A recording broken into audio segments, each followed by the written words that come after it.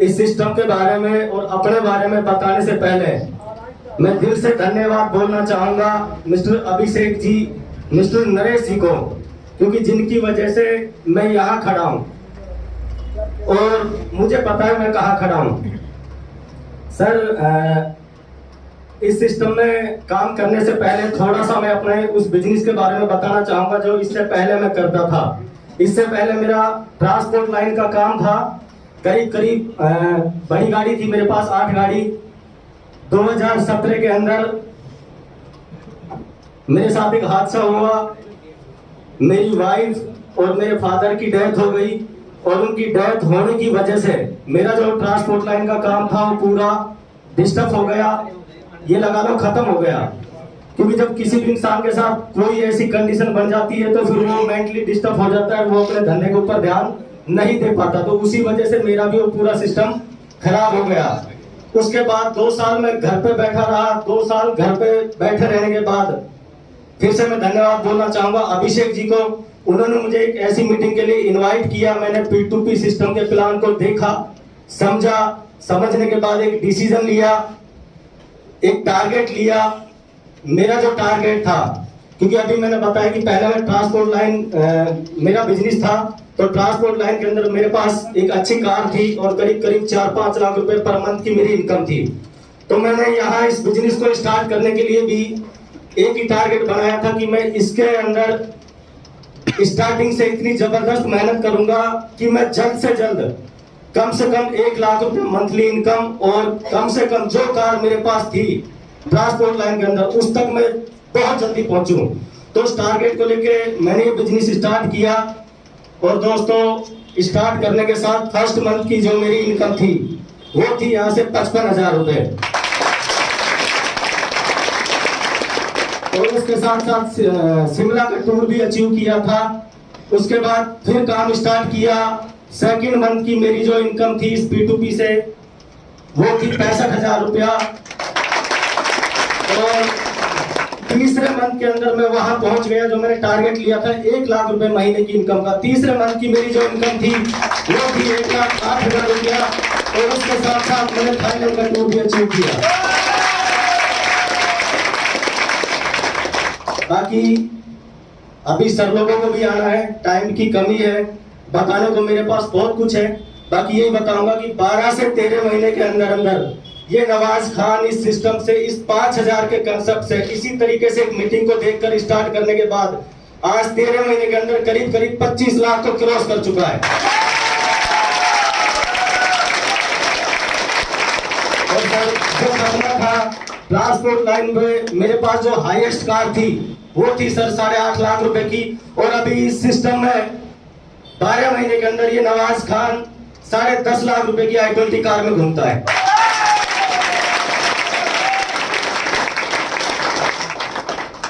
बाकी सर कहानी सुना दूं, इजाजत हो तो? चलो मैं सभी लोगों को एक कहानी सुनाता हूं, थोड़ा गौर करना उसके ऊपर। बहुत पहले की बात है, एक बादशाह था और उसकी एक बेटी थी जो जवान हो चुकी थी।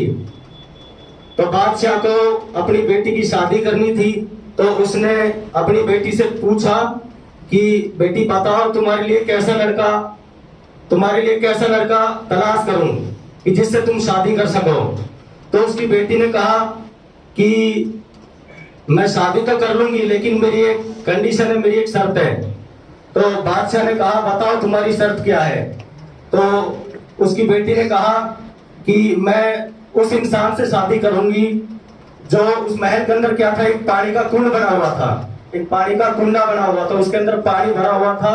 और उस पानी के अंदर जितने भी जहरीले जानवर थे वो सभी जानवर उस पानी के अंदर थे। मतलब बिच्छू, सांप, मगरमच्छ, ये सब जानवर उस पानी के अंदर पटक दिया। और उस बादशाह की बेटी की कंडीशन थी कि जो नौजवान इस पानी के अंदर एक छलांग लगा के बाहर निकल कर आ जाएगा मैं उससे शादी करूंगी। तो बादशाह ने पूरे शहर के अंदर ऐलान करवा दिया, सब लोगों से ये चीज बोल दी कि भाई सब लड़कों से बोल दो जिसको भी मेरी बेटी से शादी करनी हो उसकी शर्त पूरी करे और शादी करे और इस महल का, इस राज्य का बादशाह बने। तो जब लड़कों को ये बात पता चली तो महल के अंदर लाइन लग गई लड़कों की, बहुत सारे नौजवान वहां आने लगे। जैसे जैसे वो वहां पे आए, सब लोगों ने जब उस पानी को देखा, उस पुल को देखा, उस शर्त को देखा, तो अब कौन अपनी जान देना चाहेगा? उससे शादी करने के लिए कोई मरना थोड़ी चाहेगा, क्योंकि जिसने भी वो पानी देखा उसके अंदर सांप, मगरमच्छ, ये सब जानवर, तो सब लोगों ने दिमाग लगाया कि यार इससे शादी तो हम जब करेंगे जब बचेंगे, हम बचेंगे नहीं तो शादी कैसे करेंगे। तो बहुत सारे लोग वहां से आते रहे, जाते रहे, आते रहे, जाते रहे। फिर दो लोग वहां पे आए, दो दोस्त है, दोनों दोस्त वहां पे पहुंचे। तो एक दोस्त जो था वो बिल्कुल बहुत ज्यादा गरीब भी था और बहुत ज्यादा आलसी भी था, ना वो जिंदगी में कुछ खाता था, ना कुछ कमाता था, ना कोई काम करता था, बहुत ज्यादा वो आलसी था। तो जब वो दोनों दोस्त उस कुंडे के पास पहुंचे तो उसका जो दूसरा दोस्त था, आलसी का जो दूसरा दोस्त था, उसने सोचा कि ये इसकी जिंदगी तो वैसे भी खराब है, ना तो ये कोई काम धंधा करता है और ना ये कुछ मतलब अपनी जिंदगी के लिए, अपने परिवार के लिए कभी कुछ करता है। एक काम करता हूँ, मैं इसको धक्का मार देता हूँ। तो दूसरा जो दोस्त होता है उसको पीछे से लात मारता है, वो सीधा उस पानी के अंदर घुसता है, गिर जाता है पानी के अंदर। तो उसको पता तो होता ही है कि इसके अंदर जहरीले जानवर है। तो पानी के अंदर जब वो गिरता है तो मौत का डर सबसे बड़ा डर है। अब जैसे ही वो पानी के अंदर गिरता है तो तुरंत छलांग मार के वो पानी से बाहर आ जाता है, यानी कोई भी जानवर उसको टच करने से पहले वो पानी के बाहर आ जाता है। और वहां पे तालियां बजने लग जाती है और मतलब लोग उसके स्वागत के लिए खड़े हो जाते हैं, भाई ये मर्द कौन आ गया जो पानी से निकल के बाहर आ गया। लेकिन वो बंदा बाहर निकल के भी एक ही बात सोच रहा होता है कि यार मेरे को धक्का किसने मारा, उसको पता भी नहीं होता है उस टाइम। तो कंडीशन के मुताबिक, उस शर्त के मुताबिक उस बादशाह की लड़की की शादी उस लड़के से कर दी जाती है और उसकी पूरी लाइफ, एक आलसी इंसान की पूरी लाइफ चेंज हो जाती है, क्योंकि वो वहां का बादशाह बन जाता है उस लड़की से शादी करके।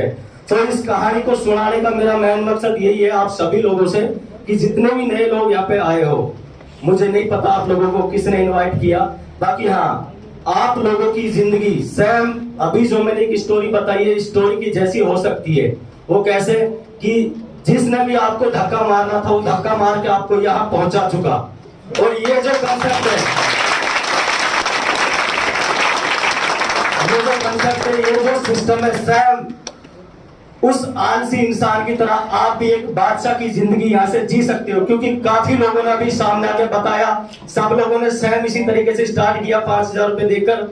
आप भी 5,000 रुपए डालकर इस सिस्टम को स्टार्ट करके एक बादशाह से भी खूबसूरत जिंदगी 1-2 सालों के अंदर यहाँ से जी सकते हो। बाकी थैंक यू। पहले फिरोज खान एक सिलाई की दुकान चलाता था, गांव में ही सिलाई की दुकान थी। और टेलरिंग की बात करूं तो कपड़ा भी ठीक ठाक सी ले रहे हो, नहीं चलेगी, कोई दिक्कत तो है। सिलाई किया करता था, तो सर ने मुझे इस सिस्टम के बारे में बताया, प्लान समझाया। ईमानदारी की बात यह है कि सर ने जब मुझे इस प्लान के बारे में बताया तो फिरोज जी को इस सिस्टम और इस प्लान के बारे में कुछ समझ ही नहीं आया, क्योंकि जो जबरदस्त चीजें होती हैं वो दिमाग में नहीं बैठती हैं। तो फिरोज जी भी उन्हीं बातों पे चलते हुए, भाई फिरोज जी को भी दिमाग में नहीं बिठानी थी वो बातें, ठीक है। तो मैं बता देता हूं, एक बात का विश्वास था, बिलीव था, थोड़ी इंग्लिश कमजोर है। एजुकेशन की भी मैं बता दूं, 6ठी फैल।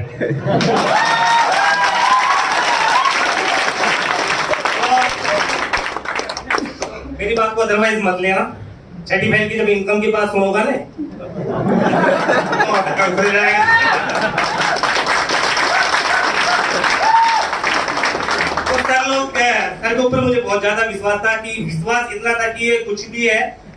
जब गांव से स्टार्ट किया था तो गांव वालों को जब मैंने प्लान के बारे में बताया तो गांव वालों ने कहा कि यार कुछ नहीं है, क्योंकि मैंने क्या कि सर ने जैसे ही मुझे प्लान बताया तो मेरे एक बात समझ में आई कि 2 ढूंढना है। मैं 2 ढूंढना स्टार्ट होगा, मैंने तो सर 2 मिनट ले सकता हूँ। मैंने 2 ढूंढना स्टार्ट करा, 2 ढूंढना जब जैसे ही मैंने स्टार्ट करा तो उन 2 ने मेरे को सेट करने की कोशिश करी, मैं उन्हें सेट करना चाह रहा हूँ।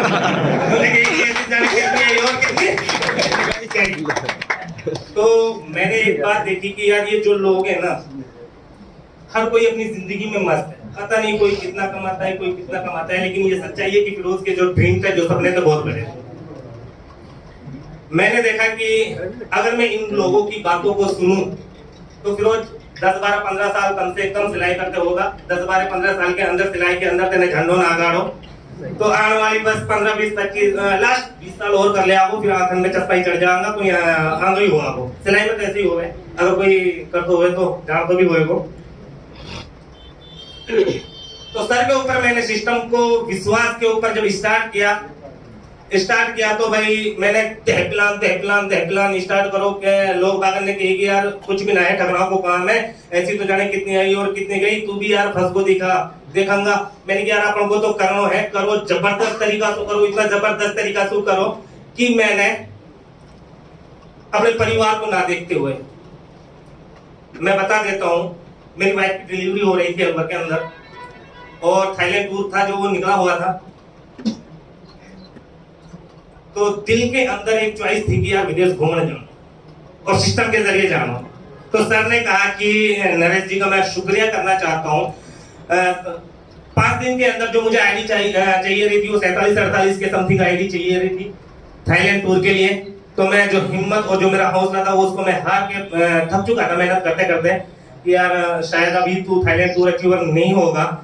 तो सर से जब मेरी मुलाकात हुई, सर से मैं मिला कि सर मुझे थाईलैंड टूर चाहिए, आप थोड़ा सा मुझे बताएं कि मैं थाईलैंड कैसे कर सकता हूँ। तो सर ने मुझे कहा कि फिरोज आप बेस्ट कर सकते हो और 100% थाईलैंड टूर कर सकते हो।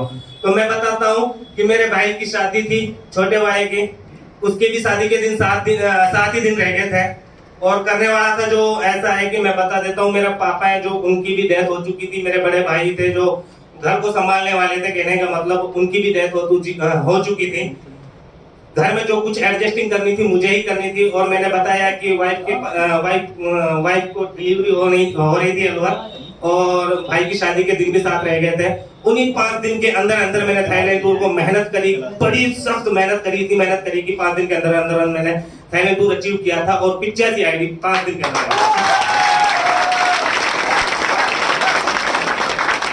मैंने बताया कि 5 दिन के अंदर 85 आईडी लगाई और एजुकेशन की बात बताई कि मैं 35 ज्यादा समय नहीं लेते हुए, क्योंकि हमारे ग्रेट लीडरों को भी ये भी सुनना है। ये फिरोज खान इस सिस्टम को दिल जान से करते हुए 1.5 लाख रुपए पर महीने प्लस कमाता है। Thank you. अपनी बात को कह दूं, जब ये फिरोज खान 35 और टेलर 1.5 लाख प्लस कमा सकता है तो यहाँ तो मैंने देखा कि अभी जुबैर जी कह रहे थे कि मैं आईटीबीपी रामगढ़ में सिविल इंजीनियर हूँ और बता दूं टीम भी बता देता हूँ, 1314 प्लस की टीम है, 1314 प्लस की टीम है। और उस टीम के अंदर इस 35 शख्स के टीम में जो लोग हैं, इंजीनियर हैं, पुलिस वाले हैं, वो टीचर हैं, फौजी हैं, उन सब लोगों के जरिए फिरोज खान 1.5 लाख पर महीने प्लस कमाता है। Sir thank you.